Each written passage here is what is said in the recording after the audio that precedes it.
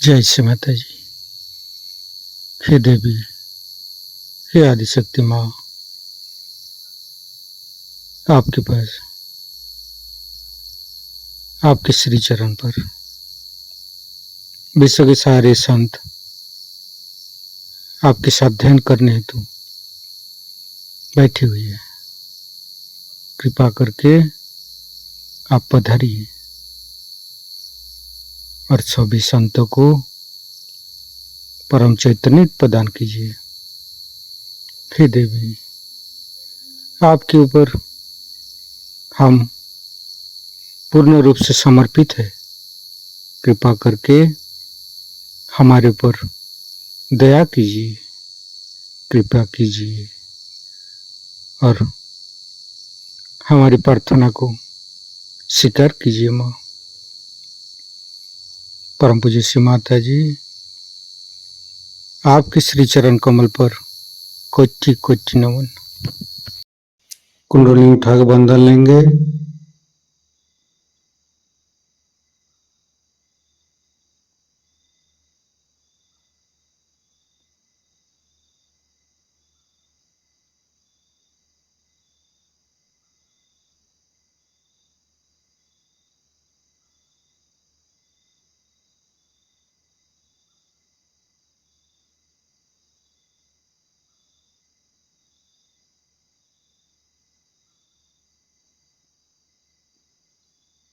तीनों महामंत्र। ओम तमेव साक्षात् श्री महालक्ष्मी महासरस्वती महाकाली त्रिगुणात्मिका कुंडली साक्षात् श्री आदिशक्ति माता जी श्री निर्मला देवी नमो नमः। ओम तमेव साक्षात् श्री कल्की साक्षात् श्री आदिशक्ति माता जी श्री निर्मला देवी नमो नमः।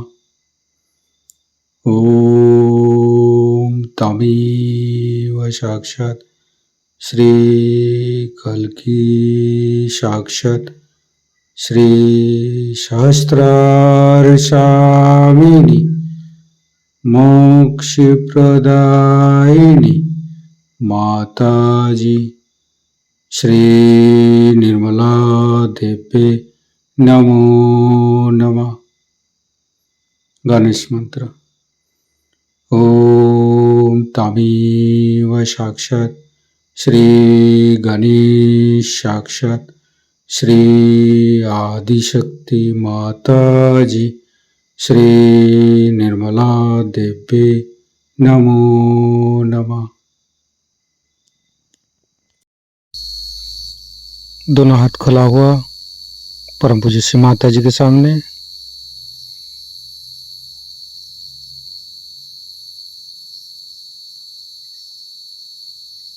राइट हैंड हृदय पर। परम पूज्य श्री माता जी, कृपा करके आप हमारे हृदय पर आइए और हमारे हृदय को स्वच्छ कर दीजिए। सच हृदय कमलासन पर आपके श्री चरण को स्थापित कीजिए। माँ, आपकी श्री चरण की शीतलता हमारे हृदय पर प्रदान कीजिए। माँ, परम पूज्य श्री माता जी, हम अज्ञानी हैं।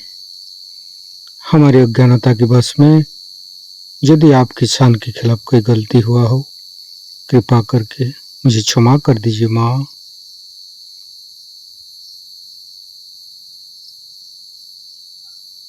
दोनों हाथ श्री माता जी की तरफ। परम पूज्य श्री माता जी, आप ही तो प्रभु गणेश है। कृपा करके हमारे तीनों लाडली सात चक्र में समस्त दोषों को, समस्त रोगों को दूर कीजिए।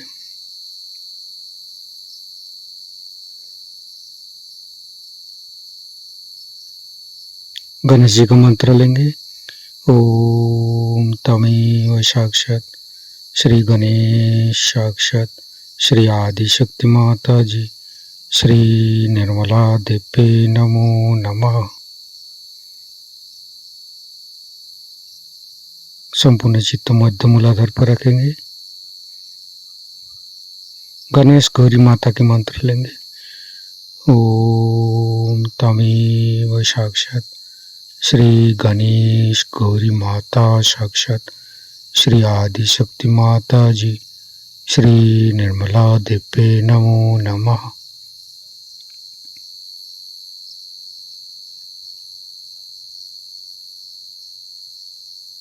तीनों स्वादिष्ठान को देखेंगे।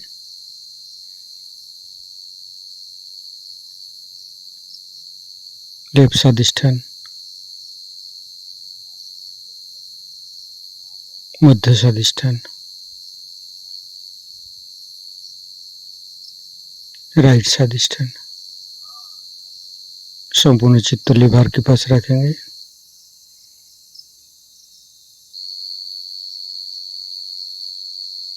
परम पूज्य श्री माता जी, आपकी श्री चरण की शीतलता हमारे लिभार पर प्रदान कीजिए। चंद्रदेव का मंत्र लेंगे। ओम तमेव साक्षात श्री चंद्रदेव साक्षात श्री आदि शक्ति माता जी श्री निर्मला देव्ये नमो नमः। हिमालय का मंत्र लेंगे। ओम तमेव साक्षात श्री हिमालय साक्षात श्री आदि शक्ति माता जी श्री निर्मला देव्ये नमो नमः। संपूर्ण चित्त राइट स्वादिष्ठान पर लिवर के ऊपर ही रखेंगे। गणेश अथर्वशीर्ष पाठ करेंगे। श्री गणेश अथर्वशीर्ष। ओम नमस्ते गणपतये त्वमेव प्रत्यक्षं तत्त्वमसि त्वमेव केवलं कर्तासि त्वमेव केवलं धर्तासि त्वमेव केवलं हर्तासि त्वमेव सर्वं खल्विदं ब्रह्मासि त्वं साक्षादात्मासि नित्यं ऋतं वच्मि सत्यं वच्मि अवत्वं माम् अववक्तारम् अवश्रोतारम् अवदातारम् अवधातारम् अवानुचानमवशिष्यम् अवपश्चात्तात् अवपुरस्तात् अवुत्तरात्तात् अवदक्षिणात्तात् अवचोर्ध्वात्तात् अवाधरात्तात् सर्वतो मां पाहि पाहि समन्तात् त्वं वाङ्मयस्त्वं चिन्मयः त्वमानन्दमयस्त्वं ब्रह्ममयः त्वं सच्चिदानन्दाद्वितीयोऽसि त्वं प्रत्यक्षं ब्रह्मासि त्वं ज्ञानमयो विज्ञानमयोऽसि सर्वं जगदिदं त्वत्तो जायते सर्वं जगदिदं त्वत्तस्तिष्ठति सर्वं जगदिदं त्वयि लयमिष्यति सर्वं जगदिदं त्वयि प्रत्येति त्वं भूमिरापो नलो नीलो नभः त्वं चत्वारि वाक्पदानि त्वं गुणत्रयातीतः त्वं देहत्रयातीतः त्वं कालत्रयातीतः त्वं मूलाधारस्थितोऽसि नित्यं त्वं शक्तित्रयात्मकः त्वां योगिनो ध्यायन्ति नित्यं त्वं ब्रह्मा त्वं विष्णुस्त्वं रुद्रस्त्वम् इन्द्रस्त्वम् अग्निस्त्वं वायुस्त्वं सूर्यस्त्वं चन्द्रमास्त्वं ब्रह्मभूर्भुवः स्वरो गणादिं पूर्वमुच्चार्य वर्णादि तदनन्तरम् अनुस्वारः परतरः अर्धेन्दुलसितं तारेण रुद्धम् एतत्तव मनुस्वरूपं गकारः पूर्वरूपम् अकारो मध्यमरूपम् अनुस्वारश्चान्त्यरूपम् बिन्दुरुत्तररूपम् नादसन्धानम् संहिता सन्धिः सैषा गणेशविद्या गणकऋषिः निःसृद्गायत्री छन्दः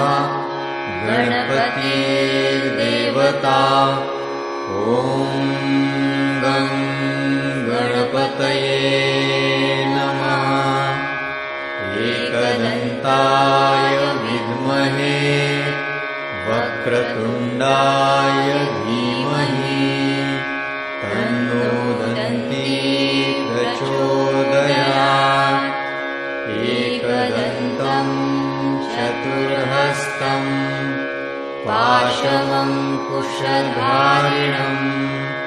रदं च वरदं हस्तैर्बिभ्राणं मूषकध्वजम् रक्तं लम्बोदरं शूर्पकर्णकं रक्तवाससं रक्तगन्धानुलिप्ताङ्गं रक्तपुष्पैः सुपूजितं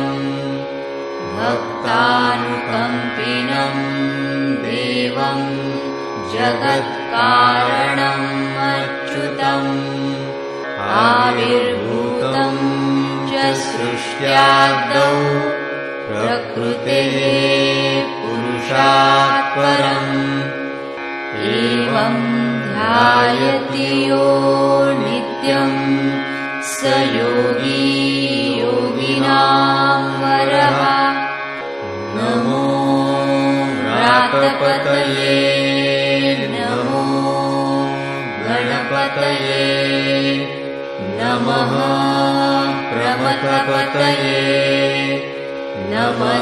नमस्तेऽस्तु लम्बोदरायैकदन्ताय विघ्ननाशिने शिवसुताय श्रीवरदमूर्तये नमो नमः साक्षात् श्री आदिशक्ति माताजी श्री निर्मला देव्यै नमो नमः। संपूर्ण चित्त लीवर के ऊपर ही रखेंगे।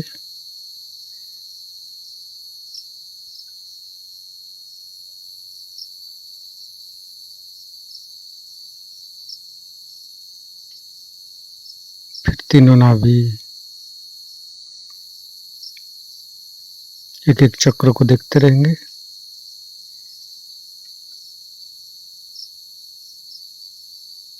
तीनों हृदय,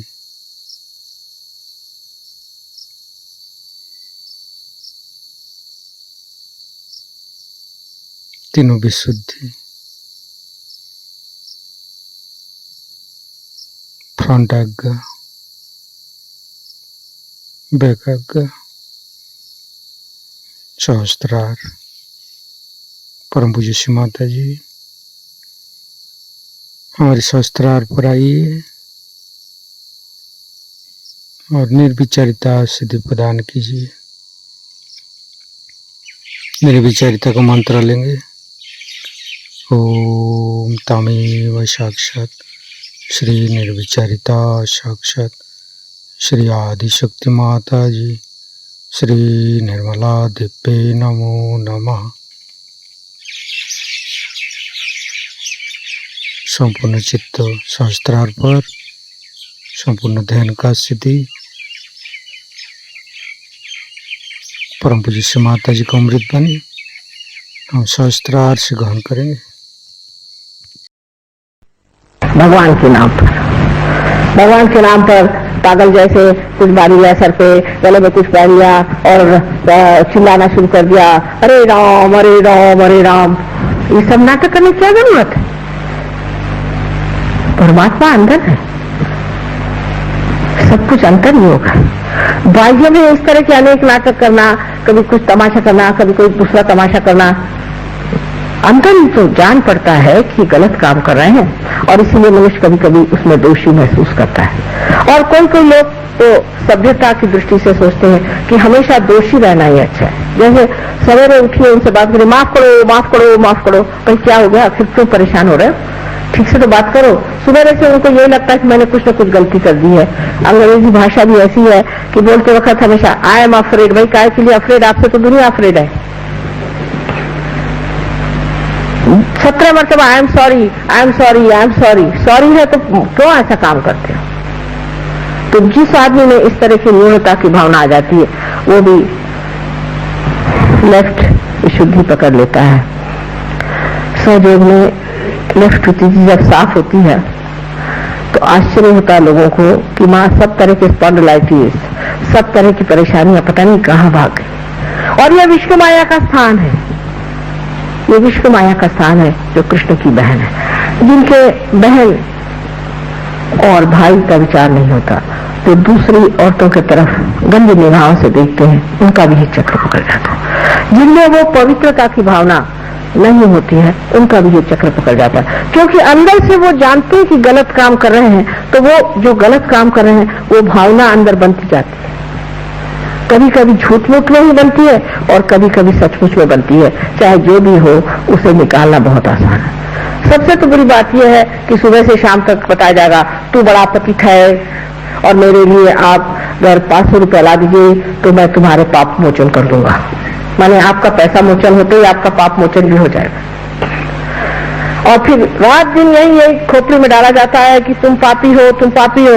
तो मनुष्य सोचने लगता है कि वाकई मैं पापी हूँ। इसमें मैं देखती हूँ कि कैथोलिक धर्म के जितने भी लोग आते हैं उनकी लेफ्ट विशुद्धि हमेशा पकड़ी रहती है, क्योंकि उनको तो जाके कन्फेशन करना पड़ता है कि मैंने पाप किया। अब किया भी नहीं होगा तो भी करना ही पड़ता है, क्योंकि जिस दिन चर्च में जाओ कहना ही पड़ता है।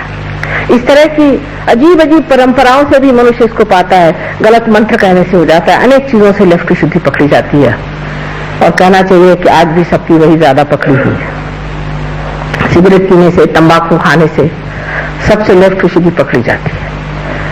अब राइट विशुद्धि तो ऐसे लोगों की पकड़ती है कि जो बहुत जोर जोर से डांट के बोलते हैं, चिल्लाते हैं और बिगड़ते हैं, और जिनका गुस्सा बड़ा तेज होता है, और जो प्रेम से बात करना जानते ही नहीं, और जो बहुत ज्यादा भाषण देते हैं झूठ मूठ के, जिनको कुछ ज्ञान नहीं, जिन्होंने आत्मा को पाया नहीं तो भी लेक्चर झाड़ते हैं, उनकी भी राइट विशुद्धि पकड़ती है। और राइट विशुद्धि जो है विट्ठल का स्थान है, श्री विट्ठल का स्थान है। इसको विट्ठल के मंत्र से ठीक किया जा सकता है। इससे लोगों को अनेक तरह की बीमारियां हो जाती हैं जिसका गले से संबंध है। बीच में श्री कृष्ण का स्थान है। इस वक्त कुंडलिनी श्री कृष्ण के स्थान पर स्थिर होती है, तब मनुष्य साक्षी होकर के उस योगेश्वर की लीला देखता है ये सारा संसार लीलामय है। इसमें इतनी हड़बड़ाहट की, इतनी घबराहट की, इतनी परेशानी की कौन सी बात है? ये तो सब नाटक हो रहा है, सब नाटक देखते रहो। इस नाटक को देखना ही मात्र बन जाता है। जब आप देखते हैं कि नाटक है, थोड़ी देर तो घबराते हैं, उसके बाद जब स्थिर हो जाते हैं, आप स्थापित हो जाते हैं, तब आप जानते हैं कि ये नाटक है। और इस नाटक को जान लेना आपके लिए बड़ा ही सुखदायी होता है, क्योंकि फिर जो स्थित प्रज्ञ की भाषा है, जो श्री कृष्ण ने बताई है, वो सिद्ध हो जाती है। कहना नहीं पड़ता कि अब आप परेशान नहीं हो, ऐसा आदमी परेशान ही नहीं होता। हमें यही आश्चर्य होता है कि लोग सब क्यों परेशान हो रहे हैं। परेशान होने से तो कोई बात होने नहीं वाली, तो क्यों परेशान हो, बेकार में क्यों बर्बाद करें अपनी एनर्जी। लेकिन वो कहने से नहीं होता है, जिसको आदत है वो परेशान होगा ही। और हमें तो कोई लोग कहते क्योंकि आप परेशान नहीं होते इसलिए हम आपके लिए परेशान होते। तो मैंने कहा ठीक है, अगर आपको परेशान होना तो होते रहिए, ऐसी कोई परेशानी की तो बात नहीं। अब थोड़े बताऊंगी कि आज्ञा चक्र जो है वो यहाँ पर सीता है और ये महाविष्णु का स्थान है। आज्ञा चक्र आपका बहुत जोर से चलना शुरू हो जाता है जिस वक्त आप बहुत ज्यादा सोचते हैं आगे में। यहाँ पर जब बहुत सोच विचार शुरू हो जाता है तब आज्ञा चक्र चलता है। आज्ञा चक्र तब भी चलता है जब मनुष्य अहंकारी होता है। जब उसमें अहंकार आ जाता है तो उसका आज्ञा चक्र बहुत चलता है। और ऐसा आदमी जब अहंकार के दमन का प्रयत्न करता है तो वो अपने ही छाया के साथ लड़ते रहता है। अहंकार भी अपनी छाया मात्र मिथ्या है, वो कोई चीज है नहीं, तो अपनी ही छाया के साथ लड़ता है। उससे लड़ते लड़ते जूझते जूझते वो भी थक जाता है। जब वो बहुत थक जाता है तब वो दूसरे मार्ग ढूंढता है, जैसे शराब पीने लग जाएगा या किसी और औरतों के घर जाना शुरू कर देगा भागने के लिए, अपने से पलायन करने के लिए। वो देख नहीं पाता अपने अहंकार को। और ये स्थिति बहुत लोगों की हो जाती है कि घबरा जाते हैं अपने अहंकार से कि बाप रे ये कितना अहंकार मुझे खा दे रहा है। इस अहंकार के कारण भी एक बड़ी बीमारी अब आने वाली है जो कि मैंने अमेरिका में बताई है।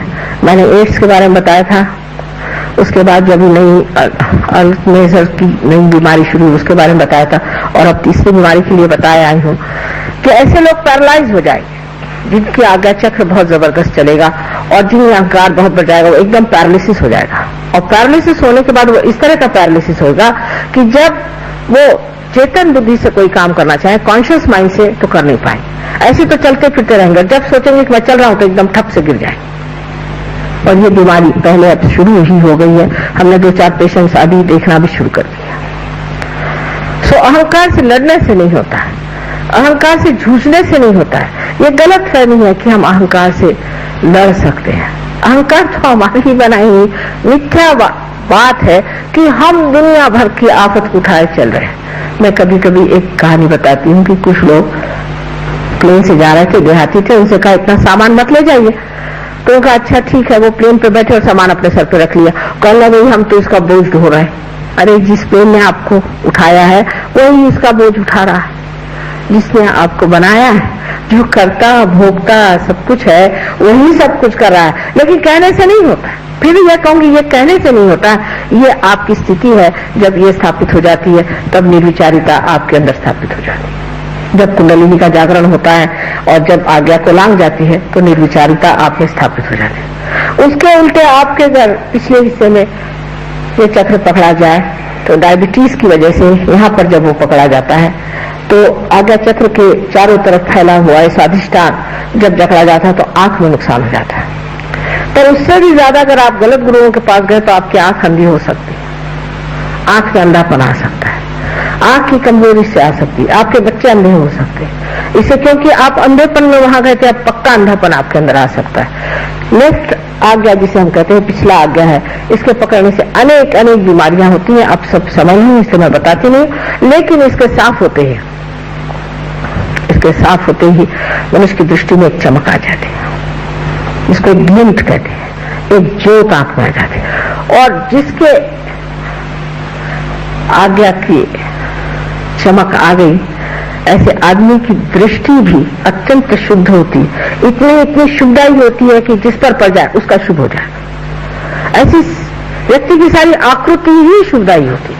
उस आकृति की काट छाट करने की जरूरत नहीं, क्योंकि वो सारी आकृति ही उसी बनी रहती है कि उसके खड़े होते ही उसके व्यक्तित्व में वो चीज होती है कि मनुष्य एकदम से ही उसको पा करके शुभ का लाभ होता है। हमारे यहाँ शुभ की बात बहुत करते हैं, लेकिन ये नहीं जानते कि शुभ और अशुभ चीज क्या होती है। जब कोई चीज शुभ होती है तो उसमें से चैतन्य बहना शुरू हो जाता है।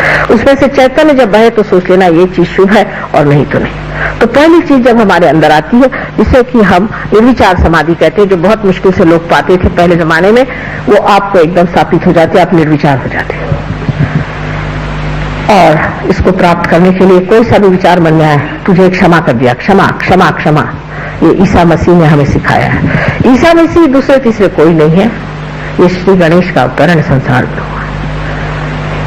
सारे उनका वर्णन आप अगर महाविष्णु का वर्णन पढ़े देवी महात्म्य में तो आप जान जाइएगा कि साक्षात वही है। न तो वो ईसाई के हैं, न हिंदुओं के, न मुसलमानों के हैं, लेकिन वो सहयोगियों के, उनके सबसे बड़े भाई हैं। और वही जिस तरह श्री गणेश सबके पहले सबसे पहले सहयोगी हैं, उसी प्रकार ईसा मसीह भी। ईसा मसीह का नाम भी बड़ा सुंदर लिखा गया, क्योंकि उनका नाम ख्रिस्त है। ख्रिस्त हिब्रू में उनको ख्रिस्त कहते हैं। ख्रिस्त कृष्ण से आया। राधा जी का ही स्वयं महालक्ष्मी का स्वरूप था, और राधा जी ने ही मेरी के नाम पर नाम से ही जन्म संसार में लिया, और उन्होंने ही ये बच्चा पैदा किया है। ये आप अगर देवी महात्म्य पढ़े तो आप जान लीजिएगा। और उस राधा का ही ये पुत्र है जो श्री कृष्ण से पैदा हुआ। और जब वो बाप की बात करते हैं तो सिर्फ श्री कृष्ण की बात करते हैं। ईसा मसीह की सिर्फ 2 उंगलियां ऐसी रहती हैं। ये उंगली विशुद्धि चक्र की है जो कृष्ण की है, और ये नारायण की। दूसरा नाम उनका जो जीसस है, उसको हिब्रू में यीशु कहते हैं। आप जानते हैं यशोदा जी का नाम यीशु ही होगा, उनको यीशु पुकारते थे, इसीलिए राधा जी ने सोचा कि इनका नाम यीशु लिखते हैं। अब ईसाइयों को कौन जाके बताए और हिंदुओं को कौन जाके बताओ। जब मैं आपसे ईसा मसीह की बात करती हूँ तो लोग निकालते हैं कि माँ तो यहाँ सबको ईसाई बना रही है, और जब मैं वहाँ कृष्ण की बात करती हूँ सब लोग कहते हैं इनको मैं हिंदू बना रहे। मुझे किसी को कुछ बनाने का नहीं है, मुझे सिर्फ आप जो हैं, जो आपकी चीज खोई है वो आपको देने की है, बस। इन सब झगड़ेबाजी में मैं हूं नहीं। आपकी जो अंदर सुंदर स्थिति है उसको आपके लिए जो उसकी कुंजी जो है मुझे आपके सुपुर्द करनी है। अब सबसे आखिर सहस्त्रार आया। सहस्त्रार माने ये कि 1000 पंखुड़ियां से बना हुआ ये सहस्त्रार है, जिसे कि हम ब्रेन को अगर ट्रांसफर सेक्शन में काटें तो आप देख सकते हैं कि जैसे पंखुड़ियां जैसे उसके 1000 इस तरह से अलग अलग खंड दिखाई देते हैं साफ तौर पर। अब डॉक्टरों का झगड़ा है कि 9098 ही उसमें यह है नाड़ियां है और 2 कम है तो इसलिए झगड़ा करेंगे। 998 उनसे झगड़ा करने से पहले कहिए कि आपको पहले तो 600 ही मिली हुई थी, उसमें क्या रखा हुआ है। जिस वक्त में सहस्त्रार खुलता है तो जैसे कोई बड़ी सुंदर दीप शिखाएं जो कि शांत तापहीन है और जो कि अनेक रंगों से प्लावित है, साथ ही रंग जिसमें चमक रहे हैं, इस तरह से दिखाई देता है। कमल, सहस्त्रार का कमल इस तरह से खिलता है और उसके अंदर कुंडली में जैसे कोई टेलीस्कोप खुलता है, इस तरह से खट खट खट खट ऊपर आकर के, और सोने के ढक्कन जैसा जो ये आज्ञा चक्र है जो कि सूर्य का बिंब उसमें है, उसको छेद करके यहाँ पर लिम्बिक एरिया जो कि बीच में एक लिम्बिक एरिया जो खोखली जगह है जिसे लिम्बिक एरिया कहते हैं, उसमें से निकल करके और सहस्त्रार यूं खुल जाता है। उसकी वजह यह है कि जैसे ही आज्ञा चक्र को भेजती है कुंडलिनी, वैसे ही हमारा अंदर जो ईगो और सुपर ईगो इस तरह की जो संस्थाएं बनी हुई है वो खींच जाती है। इसीलिए कर्म आपके सब खाली है कुंडलिनी में, और आपके अंदर की जितनी भी कुसंस्कार थे सब खाली, और दोनों की दोनों इस तरह से पीछे हट जाते हैं और इस तरह से सहस्त्रार खुल के आपके ब्रह्मरंध्र से आपको कुंडलिनी की ठंडी ठंडी हवा मिलने लग जाती है। कभी कभी विशुद्धि चक्र खराब होने से हाथ में नहीं महसूस होता, पर विशुद्धि ठीक होते ही आपको वो भी महसूस होता है। उसको कैसे ठीक करना चाहिए वगैरह सब आपको ये लोग यहाँ बताएंगे। अब आखिर में मैं बहुत आभारी हूँ आप सबके कि आपने मेहरबानी से इतनी देर बैठ करके सारी बातें कुंडलिनी के बारे में जानी। ये ज्ञान हमारे मूल का है, जिसको सारे संसार को आज जरूरत है, वो हमें उन्हें देना है। उनको गणेश सिखाते सिखाते तो 7 साल बीत गए, और उसके बाद उनको विष्णु जी सिखाते सिखाते और 7 साल बीत गए। 12 वर्ष का तो वनवास मैंने कर लिया, और पता नहीं और कितना वनवास करना पड़ेगा। लेकिन अगर आप लोग सुसज्ज हो जाए तो आप इनको ये सारी बातें बहुत सुंदरता से समझा सकते हैं। दूसरी बात यह है कि आपने जो शिकायत की वो ठीक है कि मैं सिर्फ 3 ही दिन के लिए आई यहाँ पर, और मुझे और दिनों के लिए आना चाहिए। अब जब भी आऊंगी तो कम से कम 15 दिन यहाँ रहूंगी।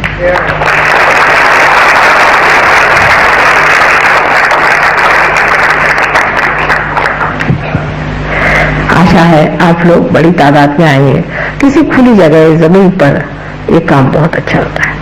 अब मुझे तो नहीं मालूम था कि इतना सुंदर सभागृह बना है। ठीक है, यहाँ भी हुआ, पर जैसा कि अग्रवाल जी ने कहा कि चाहिए कि माँ का द्वार सबके लिए मुक्त होना चाहिए, और वहाँ जितने तादाद में लोग आए उतना ठीक है। मुंबई में तो हम लोग एक बड़े भारी हॉकी ग्राउंड में ही प्रोग्राम करते हैं, 7 से 8 हजार लोग आते हैं, तो वहाँ कौन से हॉल में बिठाएंगे उन्हें। हर जगह इसी तरह से करने से हमने देखा है कुंडलिनी का जागरण भी आसानी से हो जाता है।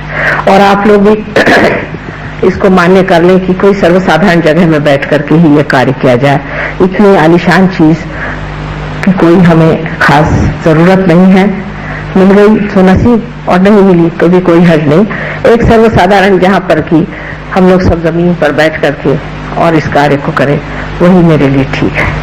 आशा है हम जल्दी ही मिलेंगे आप लोगों से।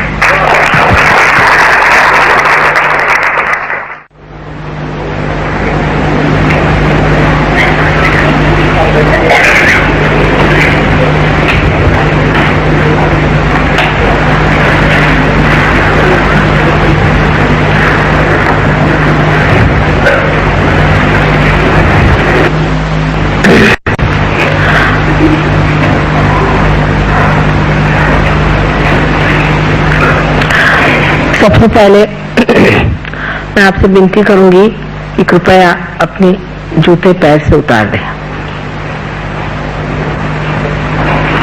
और मोजे भी उतार दें अगर मोजे पहना तो।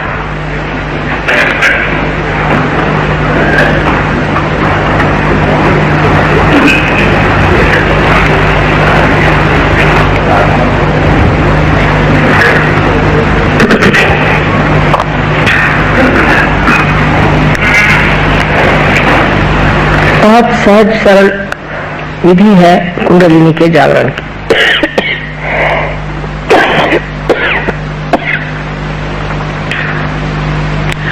उसको कोई विशेष द्राविड़ी प्राणायाम करने की जरूरत नहीं, बहुत आसानी से ये कार्य घटित होता है। सिर्फ मैं आपको ये बताऊंगी कि किस तरह से आप भी इसका जागरण कर सकते हैं। अब जैसे मैंने बताया था कल कि ये हमारी इच्छा शक्ति है और ये हमारी क्रिया शक्ति है। तो हमारा जो लेफ्ट हैंड है उसे आप मेरी ओर ऐसे करें। इसका मतलब ये होगा प्रतीक रूप से कि आपकी इच्छा है कि आप आत्म साक्षात्कार प्राप्त करना चाहते हैं। और ये वाला हाथ जो है इसे आप हृदय पे रखें।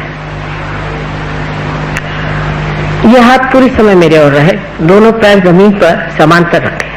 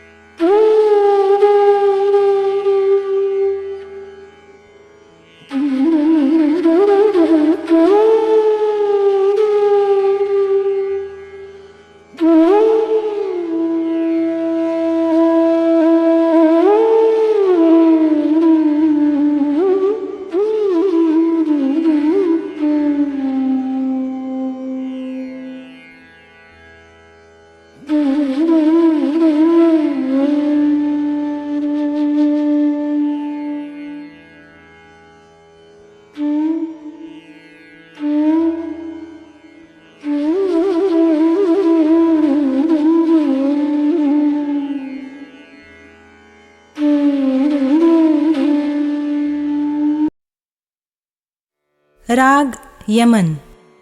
कृपया अपना चित्त स्वादिष्ठान चक्र पर स्थिर करें।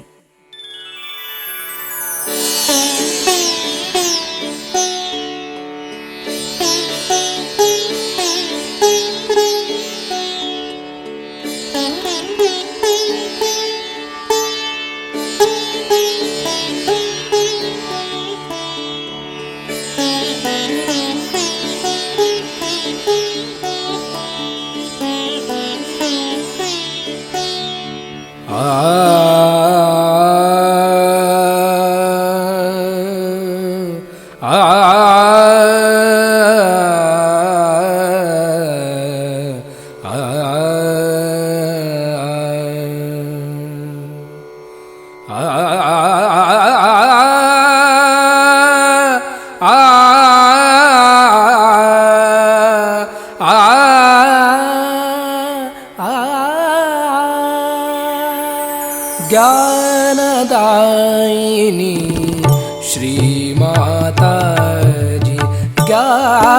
ज्ञानदायिनी श्री माता जी, ज्ञानदायिनी श्री माता जी।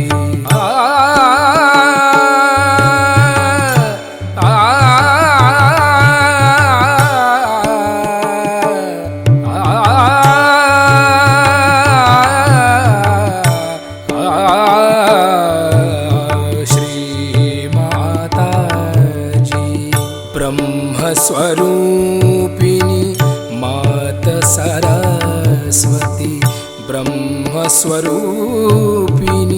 मात सरस्वती, ब्रह्मस्वरूपिणी मात सरस्वती, ज्ञानदायिनी श्री माता जी। पम गम पर पम गम पम गरे सा निरे ग गरे गम म गम पम गरे सा निरे गरे गम पम गम पद पम गम पम गरे गरे सा।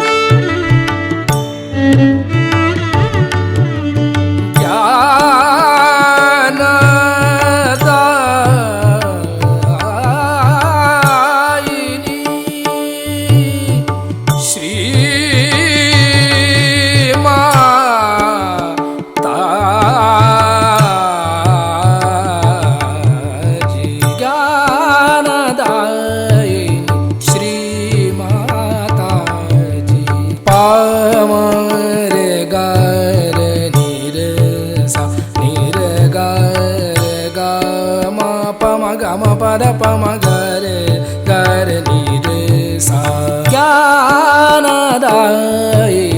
श्री माता जी।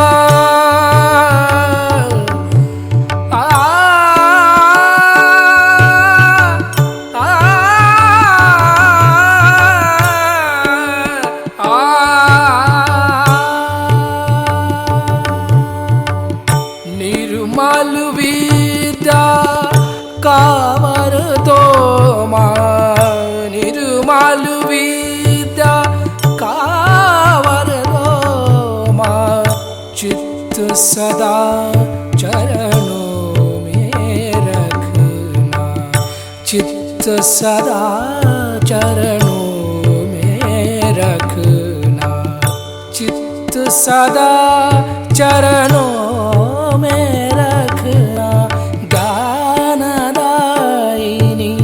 श्री माता जी, ज्ञानदायिनी श्री माता जी, ज्ञानदायिनी ज्ञानदायिनी ज्ञानदायिनी श्री माता जी। ओ त्वमेव साक्षात् श्री ब्रह्मदेव सरस्वती साक्षात् श्री आदिशक्ति माता जी, श्री निर्मला देवे नमो नमः।